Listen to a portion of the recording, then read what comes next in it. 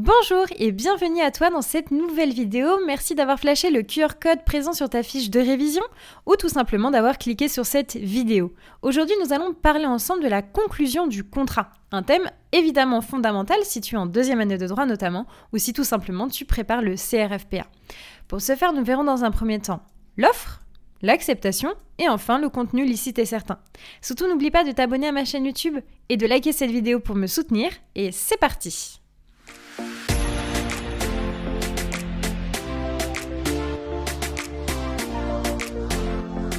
Tout d'abord, l'offre. Dans un contrat, il faut une offre, il faut une acceptation pour que le contrat puisse être formé. Toutefois, l'offre ne peut pas être n'importe laquelle, n'importe comment. Il y a des règles, bien évidemment. Ici, je te renvoie à l'article 1114 alinéa 1 du Code civil qui nous dit que l'offre doit comprendre les éléments essentiels du contrat et doit également exprimer la volonté de son auteur d'être lié en cas d'acceptation.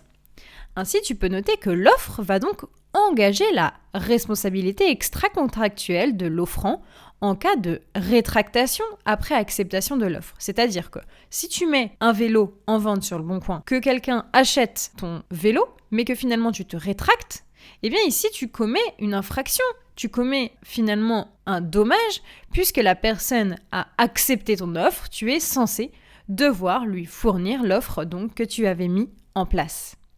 Tu peux noter que la proposition doit être ferme et précise. Ainsi, ton offre ne peut pas être mise n'importe comment, sans prix, sans photo, sans rien du tout. D'autre part, tu peux noter que l'offre doit avoir une durée limitée dans le temps. Ici, c'est l'article 1117 alinéa 1 du Code civil qui nous le dit. Ainsi, il n'existe aucune offre illimitée. Tu peux noter enfin que l'offre pourra être frappée de caducité si elle est trop longue. À présent, concentrons-nous sur l'acceptation.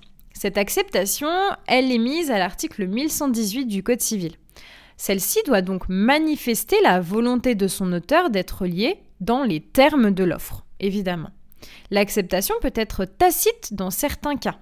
D'autre part, tu peux noter que le silence vaut acceptation que dans certains cas qui sont mis à l'article 1120 du Code civil. Je te conseille d'aller lire cet article.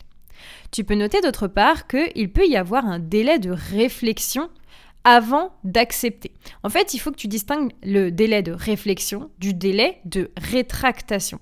Le délai de réflexion, c'est avant d'accepter définitivement, et le délai de rétractation, c'est après l'acceptation.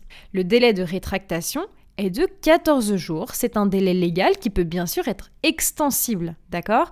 Notamment, tu vas me dire que chez Zara, on peut rendre le vêtement 1 mois après.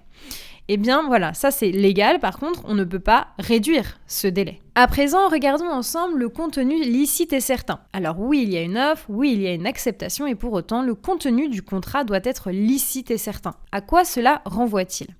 Eh bien, il faut que l'objet soit licite, c'est-à-dire que l'achat de drogue, que la mise en vente d'organes ou autre, bien sûr, ce serait un contenu illicite. Il faut être assez pointilleux. Je me souviens, lors de mon cas pratique en deuxième année, le professeur nous avait mis un cas pratique sur la vente d'un petit singe. Une personne allait acheter un petit singe chez Jardiland et il était super content. L'histoire était très bien ficelée parce qu'on avait l'impression vraiment que c'était clair.